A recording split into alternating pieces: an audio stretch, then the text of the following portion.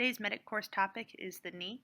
I will be going over some bony anatomy, the musculature, soft tissue, very common injuries, what we call Ottawa knee rules, very similar to Ottawa ankle rules, injury evaluation, and then we're going to go over some very brief rehab. Bony anatomy. So the structure of the knee made up of four major bones. What we call your thigh bone or your femurs coming down. It's actually the strongest bone in the body. It articulates with two bones of the lower extremity, what makes up what we call those shin bones. It's your tibia and your fibula. Tibia is your weight-bearing bone. Fibula is your non-weight-bearing bone. Where both of those articulate is what we call the joint line of the knee itself. And then sitting on top is a freely mobile bone called your patella. So your patella is actually attached to your femur based off your quadriceps tendon. It's attached to your tibia at your tibial tuberosity based off of what we call your patellar tendon. Now going back to where those bones articulate, what we call that knee joint itself, it's where the lateral condyle of the femur, medial condyle of the femur connect to the plateaus of the tibia. I know those are some pretty big words, but I would be remiss to not say them to you. So within that joint line itself sit two soft tissue structures, what we call your menisci. You have a lateral meniscus on the outside, medial meniscus on the inside. Both of those are charged with kind of joint force diffusion, allowing your knee to bend and extend without rubbing those bones together themselves. A couple other points or bony landmarks that I would like to point out is your Gerdy's tubercle. It's on the lateral aspect of your tibia itself. That is the attachment point of what people call your IT band. Something called your pes anserine. You have three major muscles that are coming down of the femur itself, off of the femur itself. Semimembranosus, your gracilis, and semitendinosus. I'll talk about those in a minute. They all come together and they attach onto the knee. Reason why those two anatomical landmarks are very important is it kind of notes that musculature of the leg itself biarticulates the knee, so you could have knee pain and it could be muscular in nature.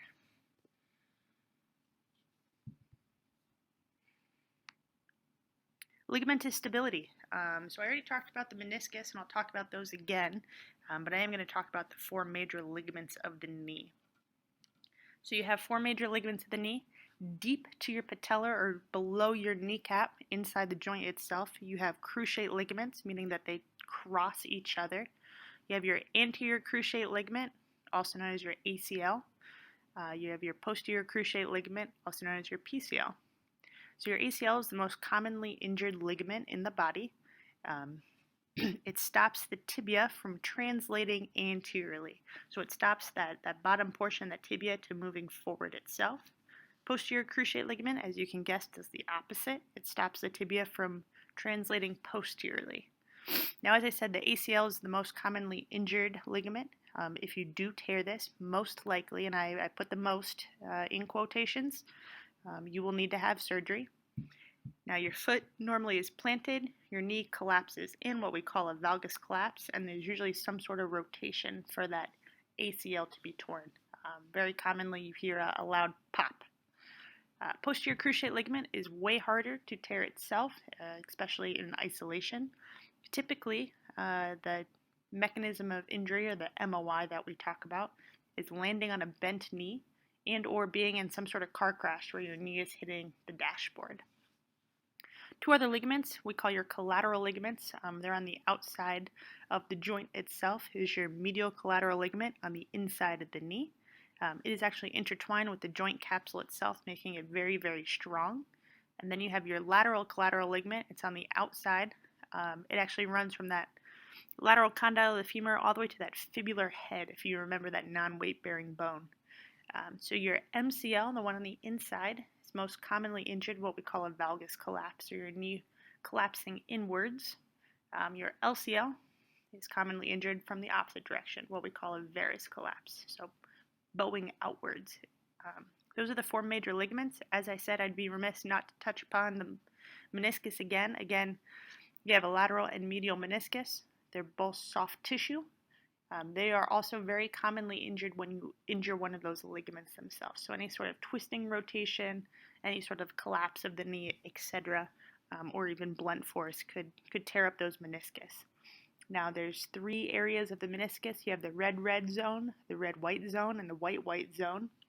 The reason why I talk upon those is if you tear on the outside, what we call that red-red zone, there's blood supply, so it could possibly heal on its own. As you work your way in towards the knee, there's less and less blood supply, therefore being a lot harder to heal on its own. The ligaments themselves do not have great blood supply. Most of the time, like I was talking about, your ACL would need to have surgery to fix itself. Talking about musculature, I'm going to talk about up at the femur first, or most of it's up at the femur. So the anterior portion or the front of your thigh are your 4 quadricep muscles: rectus femoris, vastus lateralis, vastus medialis, and vastus intermedius. These are charged with knee extension. So your knee is bent, and as your quadriceps contract, it straightens out. On the opposite side are the posterior aspect of your thigh itself. So the back is 3 hamstring muscles. You have your biceps femoris, you have your semimembranosus, and your semitendinosus. These are charged with knee flexion. These actually, your biceps femoris goes what you would say across the knee joint and actually attaches into your calf muscles. The reason why that's important is you could also have a hamstring strain that is mimicked as posterior knee pain. But kind of back to those hamstrings. So your biceps femoris, one on the lateral aspect there, is the most commonly strained. It also has a lot to do with your knee stability itself. Kind of going down, I know I touched upon this before, your patella or your kneecap is attached up to the femur by that quadriceps tendon. It is attached down to your tibia by your patellar tendon. Your patellar tendon is very, very, very important. It allows for knee stability and knee control during bending and flexing. If you kind of chronically overuse it, we'll talk about patellar tendonitis. It can be very painful. Your TFL and your IT band, these are both on that lateral aspect of your thigh or the outside of your thigh. Your TFL is way up high. We're talking about right below the waistband. IT band is a really, really, really thick muscle, goes all the way down past your knee. Kind of helps with abduction or moving outwards of your knee. A lot of times you can have some IT band syndrome, causes pain in the knee, feel really tight, you have problems running, jumping, lifting, etc. Adductors are on the medial aspect of your thigh. They are charged with bringing your legs together. So in order to have great control, great stability, you want to have equal strength amongst all 4 regions of your lower extremity. I know we're going to touch upon this a little bit more in the ankle, but you have 2 calf muscles, what we call your gastroc and your soleus. Your gastrocnemius has 2 heads. They attach up into your knee and go down, and then deep to your gastroc is what we call your soleus. Like I said, I'd be pretty remiss not to touch upon those in this section too. I know it's not listed, but the more you know. Talk about Ottawa knee rules. Pretty commonly known. Whether or not an injury is going to need Xrays. Ottawa knee rules were made. There's also more commonly known Ottawa ankle rules. Again, we'll touch upon that on the ankle portion. So if you were to have any one of these findings, that's when a knee X-ray is required. Now in the military, it's not as big of a deal, right? Because you have pretty easy access to X-rays. But this is to kind of make sure that we're not missing anything that should have an X-ray, and we're not just getting X-ray imaging on every single injury. So if you are 55 and older with knee pain, you should get an X-ray. If you have isolated tenderness of the patella itself. So if you only are tender or touching upon and feel pain on the patella itself, so all around that kneecap, you should get an X-ray. The head of the fibula, so the top portion of that fibula itself where that LCL attaches, you should get an X-ray. And if you're unable to fully bend your knee to 90 degrees, you need to get an X-ray. Now, one more that's not as commonly used, if you're unable to bear weight right after the injury and walk for 4 steps without a limp. Like I said, it's not bolded for a reason. It's not used as much, but the top 4, if you meet any of those requirements, you should have X-ray imaging placed. So some common injuries. We're going to talk about 1, 2, 3, 4, 5 of them. We touched upon a few of them already, but the first one, patellofemoral pain syndrome, PFPS.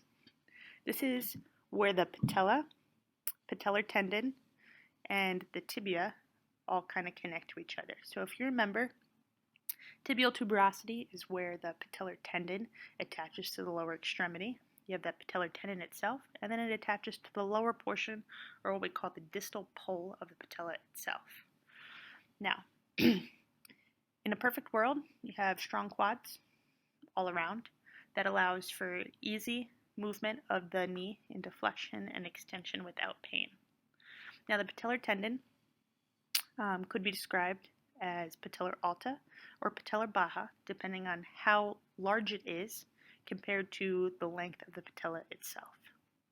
Now, most people have patella alta, which means the patellar tendon is slightly larger than the patella itself. The patella should sit nicely within the groove of the femur, right between those condyles, and allows for easy sliding motion as you bend and extend. Patellofemoral pain syndrome comes into play when either your quadriceps are not quite strong enough, you have patellar alta, and or poor running and biomechanics. The patella itself kind of shifts out of the groove and goes up and pops back in. Sometimes it creates a popping, clicking pain, but a lot of time you have pain on the lateral aspect or the outside of the knee itself with any sort of movement, squatting, running, etc. IT band syndrome, you have a lot of pain on that lateral aspect of the knee. Remember that Gertie's tubercle where it attaches. You can normally touch right upon that and be like, oh, yep, that's painful. IT band syndrome is commonly associated with a snapping or a clicking noise with any sort of bending, extending of the knee.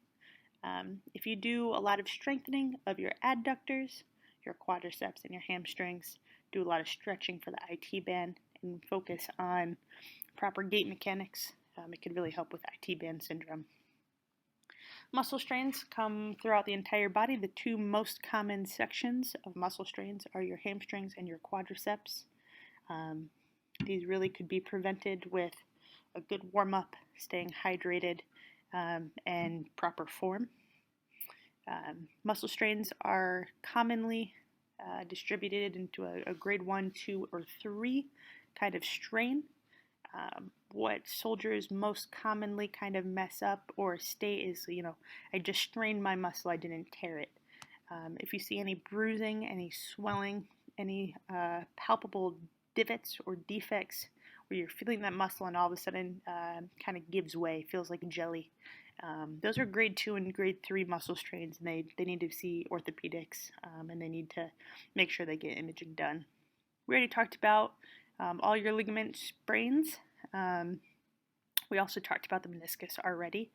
I just want to put a little note about the meniscus tears themselves. Just because you have a meniscus tear does not mean you're going to have surgery. If you were to take 100 people and you were going to image all 100 of them, a lot of times there is some sort of meniscus pathology or tearing of the meniscus itself that could be asymptomatic.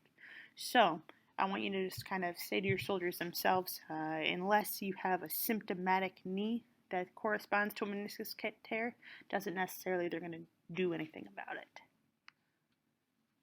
Kind of assessments. So when you're looking at a knee after an injury, you want to kind of make some observations.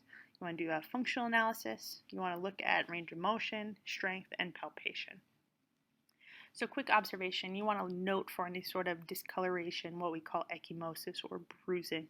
Where is the discoloration on the knee? What color is it? Does it look fresh? Does it look like it's healing? Looking for any deformities. Is a bone sticking out where it shouldn't be sticking out? Is there a lot of pocketed swelling? What we call edema or effusion. So effusion is within the joint itself. It's a brush and sweep test. Could you move it itself? Edema is simply swelling, kind of pocketed to one area. Is it on the lateral aspect of the knee, medial aspect of the knee? Is it sitting over the patellar tendon, etc.? So no, yes, no, is there discoloration, edema, effusion, etc., and exactly where is it located? Next, you want to test the function itself. Are you able to walk without a limp? Checking out that gait pattern. Are you favoring the right side? Are you favoring the left side? Are you able to perform an air squat? Can you go to a single leg squat? Are you even able to balance on one leg, two legs, etc.? Those are all extremely important things to note without really putting hands on the patient quite yet. Next thing you want to know is active range of motion. Are you able to fully extend your knee, flex your knee? Are you able to do it passively? So if I was to do it, can I bend and flex your knee? The most important thing to get back is your knee extension. So you want to be able to extend that knee all the way out to 0 or more. That is more important than the flexion right away. Then you want to test out the strength. You want to test the quadriceps, the hamstrings, IT band, abductors, adductors. This is a very simple, just kind of hand manual test. It's hard to teach over a slideshow itself, but there is a grading scale, 1, 2, 3, 4, 5. Actually, it's a 0, 1, 2, 3, 4, 5. You want to be in the 4 and 5 range. If you're not, obviously, big injury. And then palpation. All those bony landmarks that we talked about in the very beginning, you want to be able to feel on each one. Is it painful? Is it non-painful? Etc. Treatments and rehab. Very first thing we talk about is price. Protect, rest, ice, compression, elevation. These are for acute injuries. You want to make sure that even though it's your body's natural response to swell, have joint effusion, you want to get that out right away. You don't want that to sit. Way that you do that is elevation, compression, compression, compression, compression. Try a knee sleeve, some tight yoga pants, etc. An ace bandage if you have it. Ice for pain. It's not necessarily going to stop tissue death itself, but it is going to assist with that pain gate theory, kind of breaking the pain cycle there. Rest and protect. Is there a brace that you can give out? Can you rest them? Can you give them a profile? Going and going and going on an injured leg, it's not really going to help you, Flexibility. You want to hone in on this way before any sort of injury. We want to make sure that our soldiers are stretching, warming up, doing dynamic stretch beforehand, static stretch after, working on that soft tissue with foam rolling, etc. Profiling, we already talked about. NSAIDs and Tylenol, I'm not going to talk a whole lot on because that's more of a medic PA issue. And then home exercise programs. Now I was talking about the different types of injuries themselves with the structures. I would love to go over special tests with you on how to actually test for each injury. But it's kind of hard to do over a slideshow. I will quickly go over the ones on here though. These are for ligamentous injuries, so that ACL, what we call a Lachman's test. You're actually going to try and translate that tibia forward, just like I said, how the ACL stops that translation. If you are able to move it forward and kind of gives way, then you kind of know there's an injury of the ACL. Another one you can do is the anterior drawer test. That's also for your ACL. Again, you're going to be sitting on a bent knee. You're going to try and pull that tibia forward. Is it moving more than it should? Or is it moving more than the opposite side? You always want to test bilaterally. You can reverse the anterior drawer to do a posterior drawer. Simply push straight down on the tibia for that posterior translation. Is it moving posteriorly more than it should? Is there a sag? What we call a sag sign. And then to test your MCL and LCL, we do what we call a varus valgus stress test. So we're actually pushing the knee inward, testing that MCL. Is it gapping? You'll actually feel it open and close, and it'll be pretty painful. And then LCL is just that simple opposite side.